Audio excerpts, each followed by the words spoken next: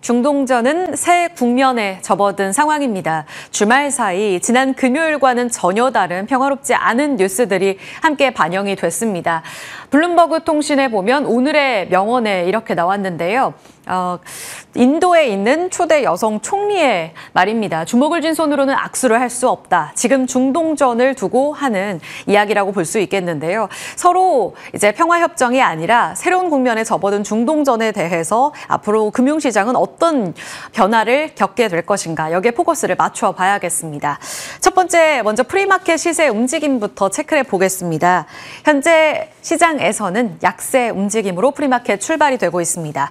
대다수의 시총 상위주 종목들이 내림세로 출발을 하는데요. 삼성전자가 2% 가깝게 약세를, 하이닉스가 지난 금요일 매우 좋은 시세를 보여주면서 26만 원 기대감을 키웠는데요. 다시금 25만 원까지 내려와 있는 시세 확인되고 있습니다.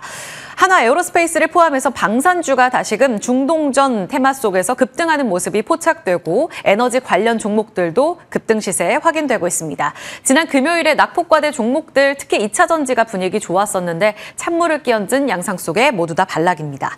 자, 6위부터 10위까지의 움직으로 넘어가 보겠습니다.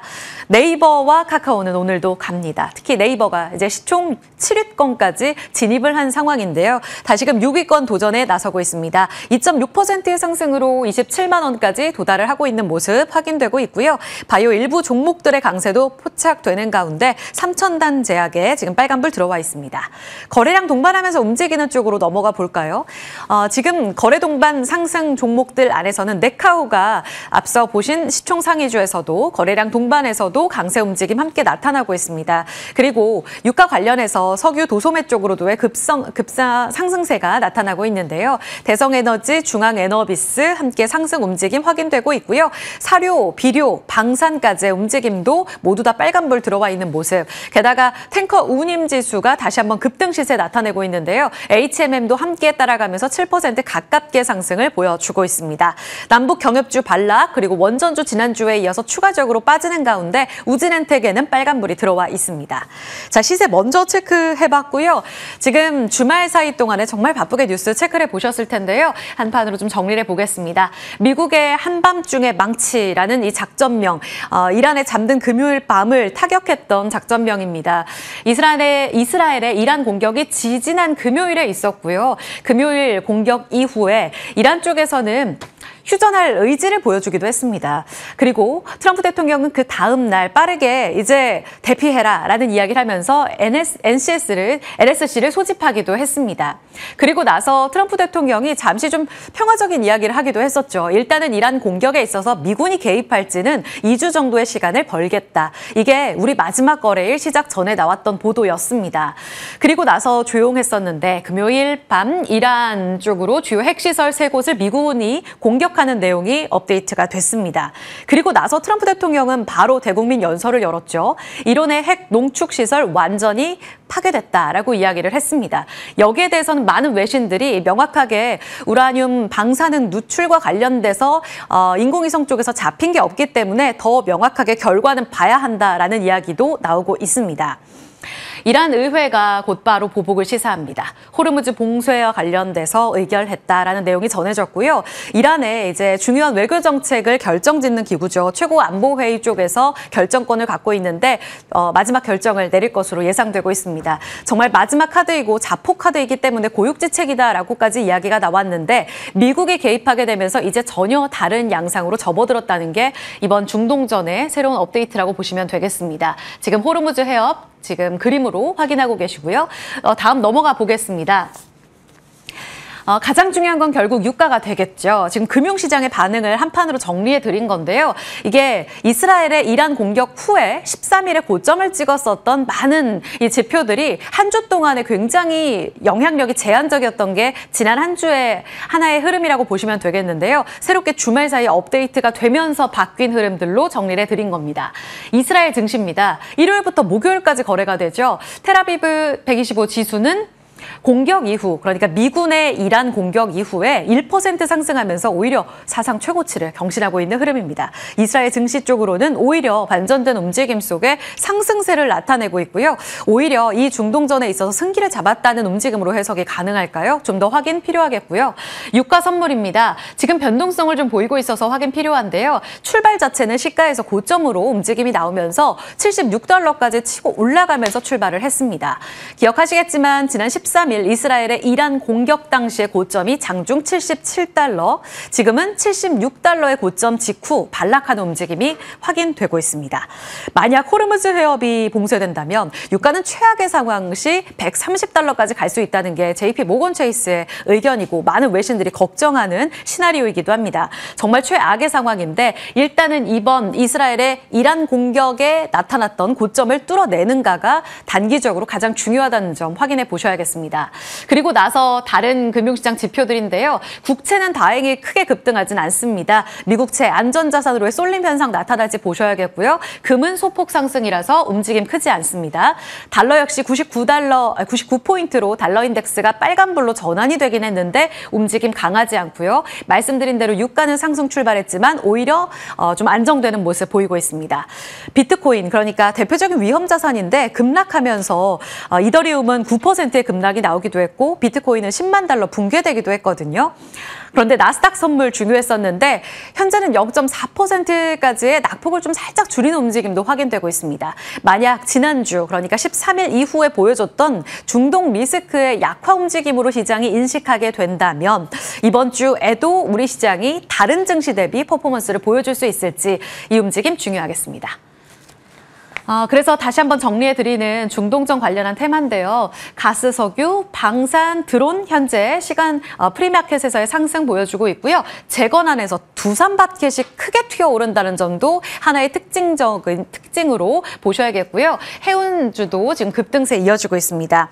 탱커 운임지수가 이스라엘의 이란 공격 이후에 급등했고 한 차례 더 주말 사이에 이 같은 뉴스를 반영하면서 강세 움직임을 반영할 가능성이 높아지고 있습니다.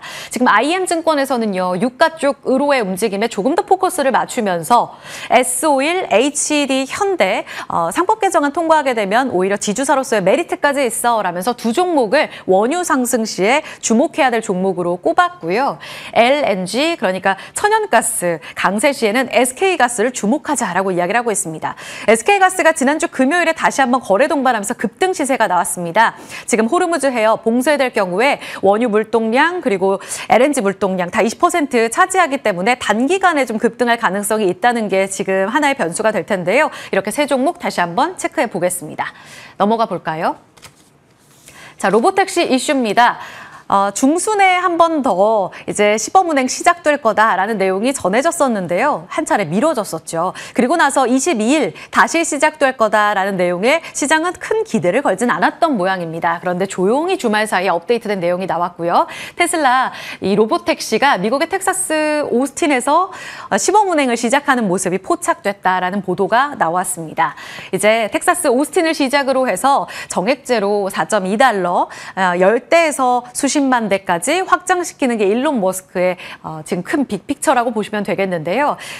텍사스에서의 확대 움직임도 중요하겠지만 일단은 이 시장에 암시하는 바가 굉장히 큰 의미를 갖고 있다고 업계에선 보고 있습니다. 구글 웨이모가 먼저 뛰어들었고요. 캘리포니아 시대 이 일대에서 점차 지역을 확대하고 있습니다. 그런데 여기 텍사스 오스틴까지 텍사스 오스틴에 테슬라 로보택시까지 함께 지금 진출을 하게 되면서 이 시장의 확대 움직임이 주목이 되고 있는 상황입니다.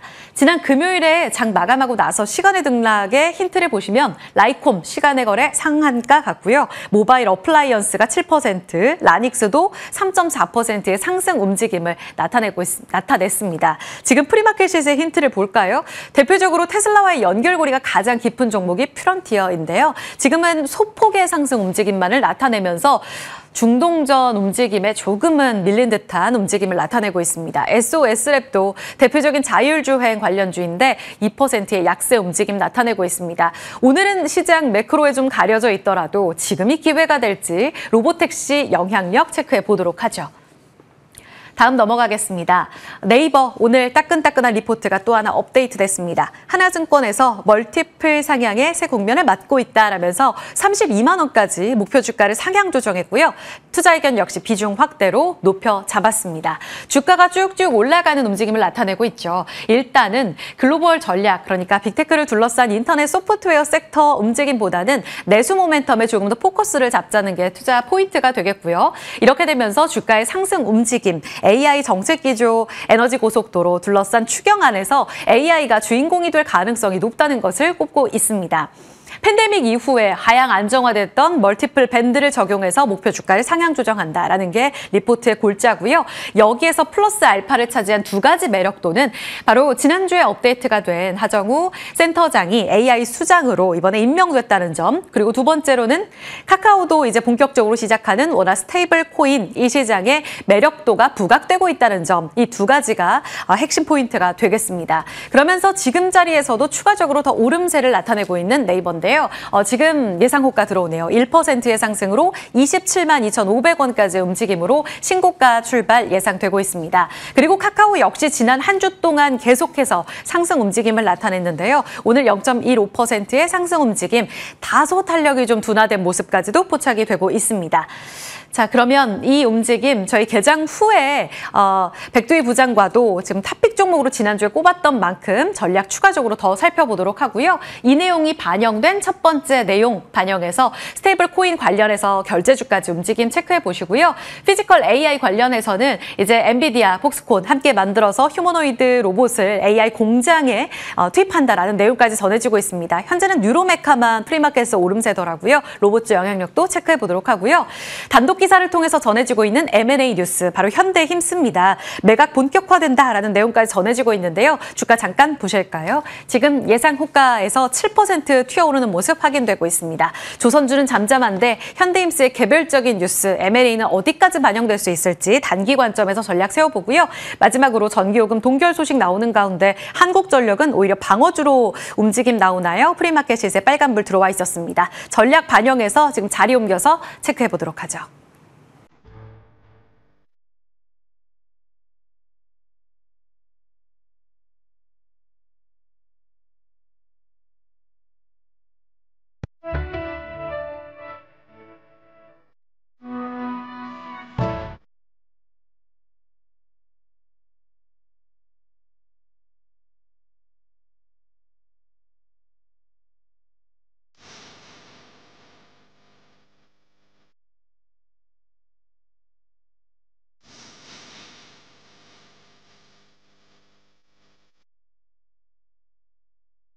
네, 개장까지 6분 정도 남겨두고 있습니다. 좀 걱정되면서 쉽지 않은 이 3,000p 안착에 대해서 오늘 두 분은 어떤 전략으로 좀 대비를 하고 계시는지 함께 들어볼까요? iSet 차영주 경제연구소장, iSet 김태성 본부장 두 분입니다. 어서 오세요. 네, 안녕하세요.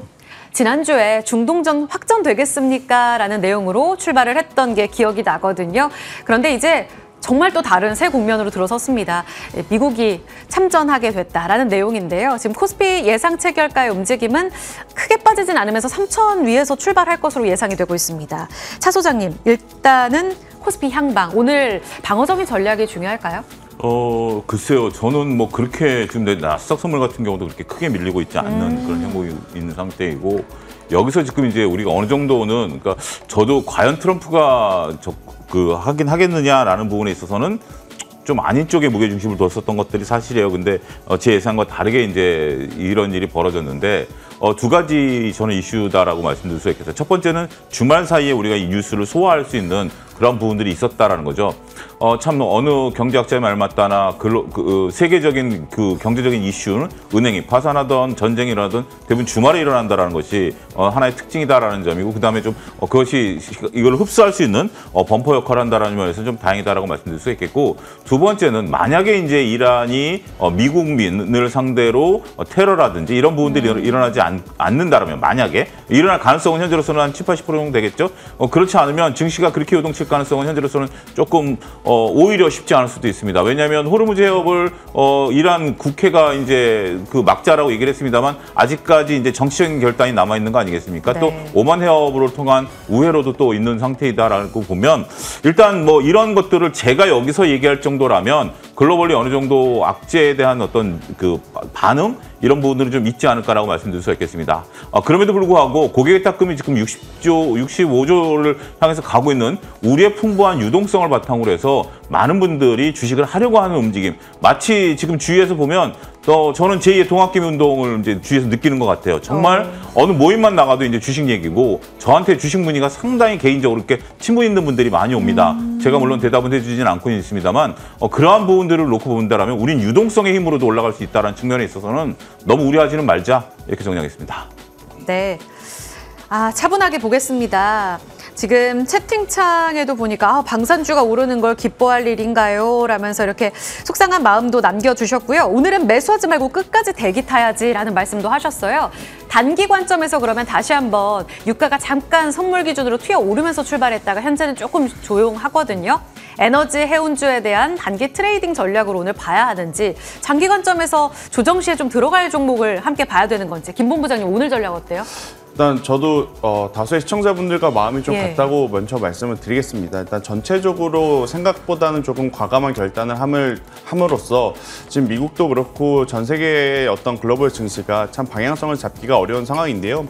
바라보는 시각에 따라서 좋게 볼 수도 있고 저는 나쁘게 볼 수도 있다는 생각이 듭니다. 이게 무슨 이야기냐면 지수의 3,000포인트 혹은 4,000포인트, 5,000포인트 감에 있어서 조정 없는 지수의 상승은 사실 개인 투자자분들이 빠르게 따라가기 어려운 그런 흐름이거든요. 그런데 어찌되었든 이렇게 외부의 충격이 되었든 내부의 변동성이 되었든 변동성이 한번 보이고 나서 저는 다시 간다는 거에 대해서는 긍정적으로 볼 필요가 있다.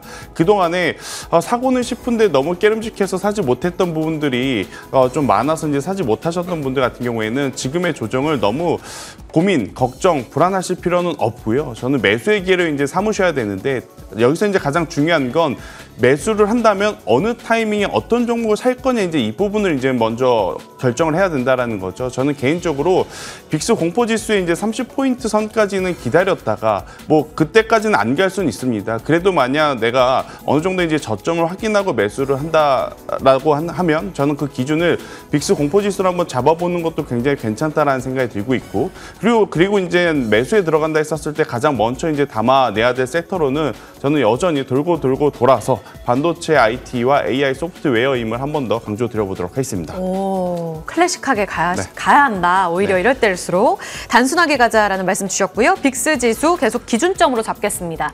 방산주. 차영주 소장님, 지금 방산주의 상승 움직임 나타나고 있는데요. 사실상 지금 계속 홀딩 관점이냐 아니면 중동전 확전 가능성이 있기 때문에 여기서 오히려 비중을 더 늘려서 공격적으로 볼 때다라는 의견까지 있습니다. 어떤 대응 필요해요? 저는 개인적으로 비중을 늘릴 때는 아니다라고 보여집니다. 지금 이제 지난주부터 방산주들이 충분히 저는 일부 오버슈팅이 좀 나온 거고 지금 방산주들에 대한 것들은 우리가 과거에 그 예를 들어서 남북 문제가 나오면 경협주 그다음에 이제 방산주 그때는 이제 작은 주식들이 움직였었죠. 그런 모습들이 좀 보였었는데 이 또한 지금 이제 그런 테마다라고 말씀드릴 수 있겠죠. 우리한테 직접적인 수혜보다는 테마적인 성격이 강하기 때문에 지금은 보유자의 영역이지 갭으로 뜬 상태에서 추격 매수는 저는 지금 추천해드리기는 좀 애매한 국면에 도달해 있다 이렇게 정리하겠습니다. 그럼 오늘 팔지도 말자예요?